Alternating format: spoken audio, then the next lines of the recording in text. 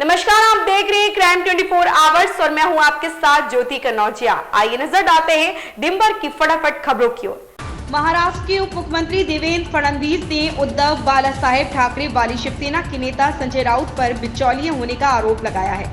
उन्होंने कहा कि राउत कांग्रेस के निर्देश पर चल रहे, जैसा कांग्रेस बोल रही है वैसा ही कर रहे हैं। इसी के चलते राउत ने भाजपा की वोट कम करने के लिए कर्नाटक के बेलावगी में प्रचार किया था। भाजपा के वरिष्ठ नेता और कर्नाटक के पूर्व उप मुख्यमंत्री के एस ईश्वरप्पा ने बजरंग दल पर प्रतिबंध लगाने का वादा करने वाली विपक्षी पार्टी को आड़े हाथ लिया। इस दौरान उन्होंने कांग्रेस के चुनावी घोषणा पत्र की एक कॉपी भी जला दी है। सुप्रीम कोर्ट ने जनप्रतिनिधि कानून 1991 की धारा 8(3) की संवैधानिकता को चुनौती देने वाली याचिका पर सुनवाई से इनकार कर दिया और याचिका को खारिज कर दिया है। मानहानि मामले में राहुल गांधी की संसद सदस्यता जाने के बाद यह याचिका दायर की गई थी। बता दें कि जनप्रतिनिधि कानून की धारा 8(3) के तहत आपराधिक मामलों में दोषी पाए जाने के बाद विधायिका के सदस्यों की संसद या विधानसभा सदस्यता स्वतः रद्द हो जाती है। भारत की मेजबानी में आज गोवा में शंघाई सहयोग संगठन के विदेश मंत्रियों की 2 दिवसीय बैठक की शुरुआत हुई। बैठक में इस बार अंग्रेजी भाषा को महत्व दिए जाने पर जोर दिया जाएगा। असल में शंघाई सहयोग संगठन की बैठक के दौरान रूसी और मंदारिन भाषा में बात की जाती है। केंद्रीय मंत्री मीनाक्षी लेखी ने कहा कि भ्रष्टाचार के आरोपियों के आंदोलन स्तर पर पहुंचने से आंदोलन की पवित्रता पर असर पड़ता है। उन्होंने कहा कि पहलवानों का समर्थन देने के लिए ज्यादातर वही लोग पहुंच रहे हैं जो प्रवर्तन निदेशालय, सीबीआई और अन्य जांच एजेंसियों के निशाने पर है। लेखी का यह बयान जंतर मंतर पर प्रदर्शन कर रहे देश के पहलवानों ने प्रदर्शन पर आया है, जिसमें आम आदमी पार्टी सहित अनेक लोग पहलवानों के समर्थन में धरना स्थल पर पहुंच रहे। बिहार में जाति आधारित जनगणना पर पटना हाईकोर्ट ने तत्काल प्रभाव से रोक लगा दी है। 3 जुलाई को अगलगी सुनवाई होगी, तब तक किसी भी तरह की रिपोर्ट बनाने पर रोक लगा दी गई। कचूमर विधायक बाबूलाल बैरवा मंत्री मुरारीलाल मीणा से मिलने दौसा के डाक बंगले पहुंचे। इस दौरान मीडिया से रूबरू होकर बोले, पायलट और गहलोत पर आलाकमान फैसला जल्दी ले। उन्होंने कहा कि दिल्ली में हाईकमान भी बात कर रहा है। मुझे लगता है चुनाव से 3-4 महीने पहले कोई ना कोई हल निकल जाएगा। अगर प्रदेश में कांग्रेस सरकार रिपीट करानी है तो पायलट और गहलोत को साथ लाना होगा। विधायक बाबूलाल ने कहा कि सचिन पायलट सभी समाज की यूथ के नेता हैं, उनके साथ भीड़ है, यह बात सबको माननी पड़ेगी। जावेद अख्तर ने मजिस्ट्रेट के समक्ष अपना पक्ष रखा, इस दावे को झूठा बताया। उन्होंने कहा कि मैं लखनऊ से हूं और वहां किसी को तू करने के बल्कि आप करके बुलाया जाता है। कोई मुझसे 30-40 साल छोटा ही क्यों ना हो, मैं उसे भी आप कहकर ही संबोधित करता हूं। मैंने कभी अपने वकील से तक तू करके बात नहीं की। मैं हैरान हूं, जितने भी आरोप मुझ पर लगाए गए हैं उन्हें लेकर शॉक्ड हूं। फिल्म पठान के बाद शाहरुख खान इन दिनों अपनी आगामी फिल्म जवान की तैयारियों में जुटे हुए हैं। एटली द्वारा निर्देशित इस फिल्म के जरिए साउथ एक्ट्रेस नयनतारा बॉलीवुड जगत में कदम रखने जा रही हैं। इन दिनों जवान की टीम शूटिंग में दिखी बिजी।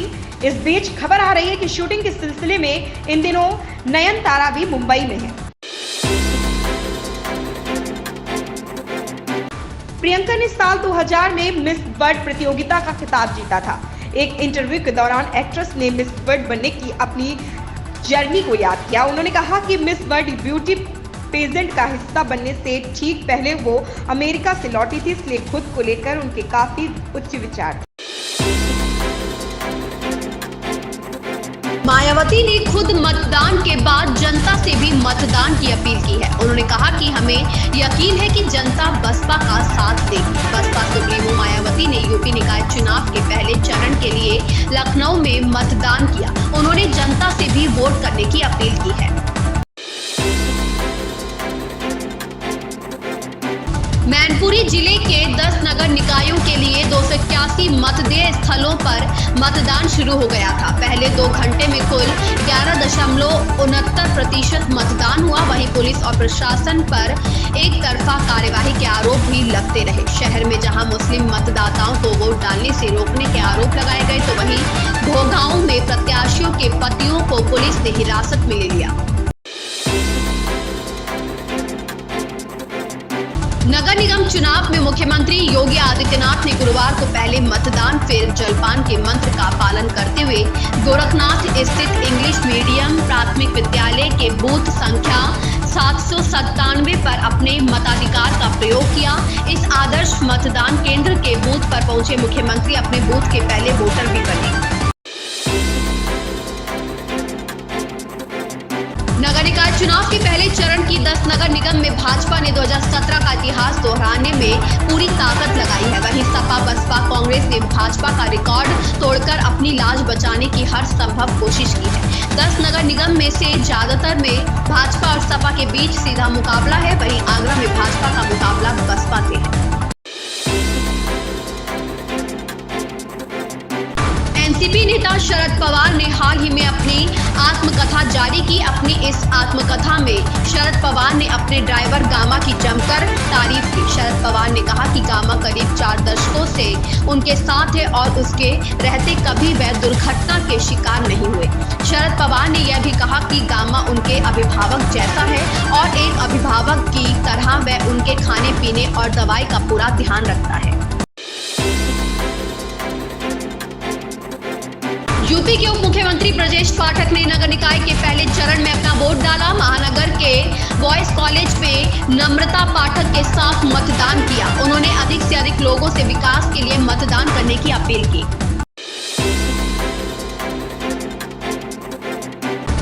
देवगांव कोतवाली द्वारा गैंगस्टर एक्ट में निरुद्ध 25,000 के इनामिया अपराधी को यूपी एसटीएफ ने मुखबिर की सूचना पर मऊ जिले के गाजीपुर तिराहे से गिरफ्तार कर लिया। पकड़े गए अपराधी पर 10 से ज्यादा मुकदमे दर्ज हैं। वह चोरी व नकबजनी की घटनाओं को गैंग बनाकर अंजाम देता था। केदारनाथ धाम में मौसम साफ बना हुआ है, जिसके बाद धाम में यात्रा सुचारू हो गई है। सोनप्रयाग से केदारनाथ के लिए यात्री भेजे गए। वहीं हेली सेवा भी शुरू हो गई है। वहीं पुलिस ने यात्रियों से मौसम का पूर्वानुमान लेकर ही यात्रा पर आने की अपील की है। साथ ही किसी भी विषम स्थिति में सुरक्षित स्थानों पर ठहरने की सलाह दी गई है। प्रदेश के कैंसर पीड़ित बच्चों को तत्काल उपचार मिलेगा। बच्चों में कैंसर की समय पर पहचान हो सकेगी। पीड़ितों के इलाज में आर्थिक समस्या नहीं आएगी। डॉक्टरों को प्रशिक्षण दिया जाएगा।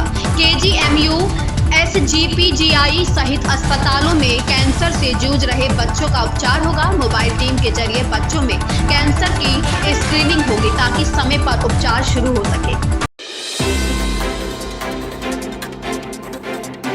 हिंदी सिनेमा में अभिनय करने वाले अभिनेताओं की जोड़ी के रूप में मशहूर हो चले खुराना ब्रदर्स के बड़े भाई आयुष्मान खुराना ने अब अपने छोटे भाई अपार शक्ति के किरदारों से सबक लेने का फैसला कर लिया है।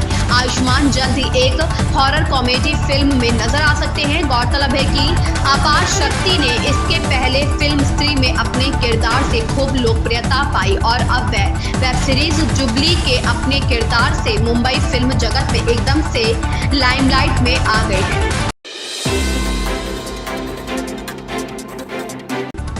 सेना अरुणाचल प्रदेश के तवांग और पश्चिम कामेंग जिलों में एक गोलीबारी प्रशिक्षण अभ्यास कर रहा, जिसे बुलंद भारत नाम दिया गया है। बताया जा रहा है कि अभ्यास के दौरान सेना ने कई भारी हथियारों का उपयोग किया है। इसमें 155 मिमी बोरफोर्स होविल तजर, 105 मिमी फील्ड गन और 120 मिमी मोर्टार भी शामिल है। संकटग्रस्त गो फर्स्ट ने राष्ट्रीय कंपनी विधि न्यायाधिकरण से कुछ चीजों के लिए अंतरिम निर्देश देने की मांग की है। गो फर्स्ट ने जिन चीजों के लिए निर्देश देने की गुहार लगाई, उनमें पट्टेदारों को विमान वापस लेने से रोकना और नियामक डीजीसीए को एयरलाइंस के खिलाफ कोई प्रतिकूल कार्रवाई करने से रोकना शामिल है। रूसी राष्ट्रपति के आधिकारिक निवास क्रेमलिन पर ड्रोन हमले के बाद रूस बेहद नाराज है। रूस के पूर्व राष्ट्रपति दिमित्री मेदवेदेव तो यूक्रेन से इस कदर नाराज थे कि उन्होंने यूक्रेनी राष्ट्रपति जेलेंस्की की हत्या की धमकी दे डाली।